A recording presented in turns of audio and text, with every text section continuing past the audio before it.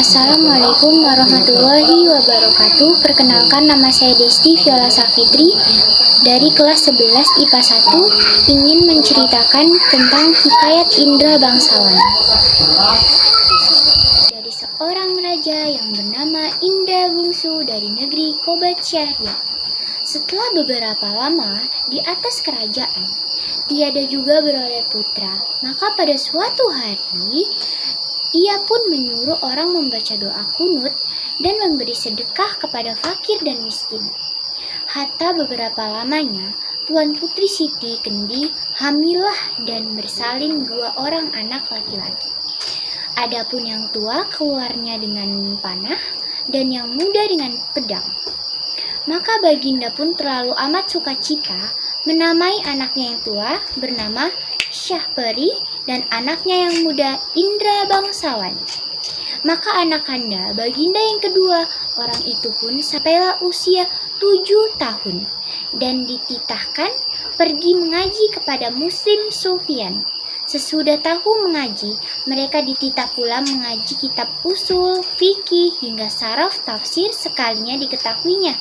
Setelah beberapa lama, mereka belajar pula ilmu senjata, ilmu hikmat, dan isyarat tipu peperangan. Maka Baginda pun bimbanglah, tidak tahu siapa patut dirayakan dalam negeri, karena anaknya kedua-duanya orang itu sama-sama gagah. Jikalau Baginda pun muslihat, ia menceritakan kepada kedua anaknya, ia bermimpi bertemu dengan seorang pemuda yang dapat mencari buluh perindu, yang dipegangnya ialah yang patut menjadi raja di dalam negeri. Setelah mendengar kata Baginda, Syahperi dan Indra Bangsawan pun bermohon kepada pergi mencari buluh perindu itu. Mereka masuk ke hutan, keluar hutan, naik gunung, turun gunung, masuk rimba, keluar rimba menuju ke arah matahari hidup. Maka datang pada suatu hari, hujan pun turunlah dengan angin ribut, kalam kabut, gelap gulita, dan tiada kelihatan barang satupun. Maka Syahperi dan Indra Bangsawan pun bercerailah. Setelah teduh hujan ribut itu, mereka pun pergi saling mencari. Tersebutlah perkataan Syahperi yang sudah bercerai dengan saudaranya Indra Bangsawan. Maka ia pun menyerahkan dirinya kepada Allah Subhanahu wa Ta'ala dan berjalan dengan sekuat-kuatnya. Beberapa kemudian lama di jalan, sampailah ia kepada suatu taman dan bertemu sebuah makhluk. Ia naik ke atas makhluk itu dan melihat sebuah gendang tergantung. Gendang itu dibukanya dan dipukulnya. Tiba-tiba ia terdengar orang yang melarangnya memukul gendang itu. Lalu diambilnya pisau dan ditorehnya gendang itu. Maka Putri Ratnasari pun keluarlah dari gendang itu. Putri Ratnasari menerangkan bahwa negerinya telah dikalahkan oleh Garuda. Itulah sebabnya ia ditaruh orang tuanya dalam gendang itu dengan suatu cembul. Di dalam cembul yang lain ialah berkakas dan dayang-dayangnya. Dengan segera Syahperi mengeluarkan dayang-dayangnya itu. Tatkala Garuda itu datang, Garuda itu dibunuhnya. Maka Syahperi pun duduklah berkasih-kasihan dengan Putri Ratnasari sebagai suami istri, ditahap oleh segala dayang-dayang dan inang pengasuhnya. Tersebutlah perlu perkataan bangsawan pergi mencari saudaranya. Ia sampai di suatu padang yang terlalu luas. Ia masuk di sebuah gua dan di padang itu bertemu dengan seorang raksasa. Raksasa itu menjadi neneknya dan menceritakan bahwa Indra Bangsawan sedang berada di negeri Entah Barantah yang diperintah oleh Raja Kabir. Adapun Raja Kabir itu takluk kepada Buraksa dan akan menyerahkan putrinya, Putri Kumalasari, sebagai upeti. Kalau tiada demikian, negeri itu akan dibinasakan oleh Buraksa.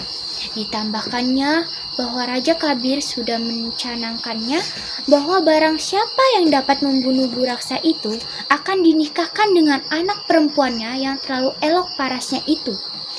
Hatta berapa lamanya Putri Kumalasari pun sakit mata. terlalu sangat parah. Para ahli nujum mengatakan hanya air susu harimau yang beranak mudahlah yang dapat menyembuhkan penyakit itu. Baginda bertitah lagi, barang siapa yang mendapatkan susu harimau itu beranak muda, ialah yang akan menjadi suami Tuan Putri. Setelah mendengar perkataan kata-kata Baginda, si hutan pun pergi mengambil seruas bulu yang berisi susu kambing, serta menyangkutkannya pada pohon kayu. Maka ia pun duduk menunggui pohon itu. Sarung kesaktiannya dikeluarkannya dan rupanya pun kembali seperti dahulu kala. Datanglah ke-9 orang anak raja meminta susu.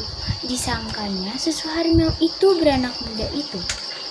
Indra bangsawan berkata, susu itu tidak dijual dan hanya akan diberikan kepada orang yang menyediakan pahanya diselit besi panas.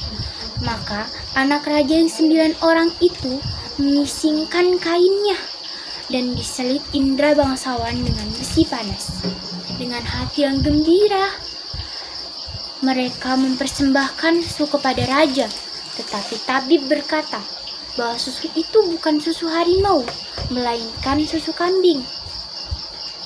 Sementara itu, Indra bangsawan sudah mendapat susu harimau dari raksasa dan menunjukkannya kepada raja. Tabib berkata, itulah susu harimau yang sebenarnya. Diperaskannya susu harimau ke mata Tuan Putri. Setelah genap 3 kali diperaskan oleh tabib, maka Tuan Putri pun sembuhlah. Adapun setelah Tuan Putri sembuh, Baginda tetap bersedih. Baginda harus menyerahkan Tuan Putrinya kepada raksasa ataupun bu raksasa. Raksasa laki-laki apabila ingin seluruh rakyat selamat dari amarahnya. Baginda sudah kehilangan daya upaya. Hatta sampailah masa menyerahkan Tuan Putri kepada bu raksa itu. Baginda berkata kepada 9 anak raja bahwa yang mendapat jubah bu raksa akan menjadi suami putri untuk utuh. Nenek raksasa mengajari Indra bangsawan. Indra bangsawan diberi kuda hijau dan diajari cara mengambil jubah bu raksa, yaitu dengan memasukkan ramuan daun-daunan ke dalam gentong minum bu raksa. Saat bu raksa datang hendak mengambil putri menyuguhkan makanan dan buah-buahan dan minuman pada bu raksa. Tergoda sajian yang lezat itu, tanpa berpikir panjang bu raksa menghabiskan semuanya, lalu meneguk habis air minum dalam gentong. Tidak lama kemudian bu raksa tertidur. Indra bangsawan segera membawa lari putri dan mengambil jubah bu raksa. Hatta bu raksa terbangun. Bu raksa menjadi lumpuh akibat ramuan yang ia minum, seperti daun-daunan yang di dalam air minumnya. Kemudian 9 anak raja datang melihat bu raksa tak berdaya.